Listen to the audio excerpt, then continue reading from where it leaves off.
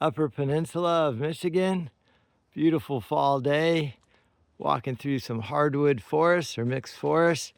Point out a few trees and then what the wood looks like when you mill it out.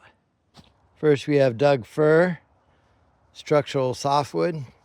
This right here is Doug fir lumber, Douglas fir. See the grain pattern? It's pretty common framing lumber. This is a 4x4, really strong under compression. So that's why we use this softwood to build homes with. Again, that's Douglas fir. Alder. This is alder right here. Beautiful grain, nice pattern, works well, machines well. Here's a cutting board with alder in it, Purple Heart highlights, but this is all alder. Here's a badger climbing in that tree right there.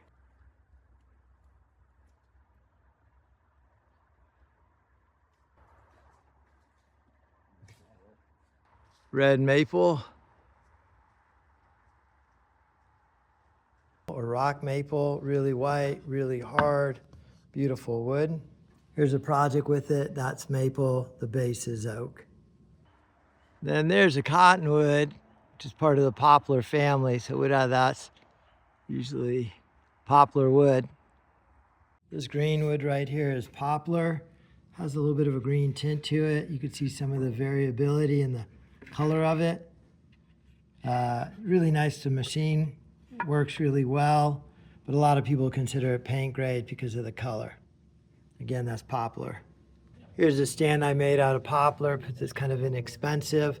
You kind of see the green tint. Then there's a red cedar right there. This is red cedar. Smells really nice. Used for lining closets, cedar chests, that kind of stuff. Beautiful woods. Making beautiful woods.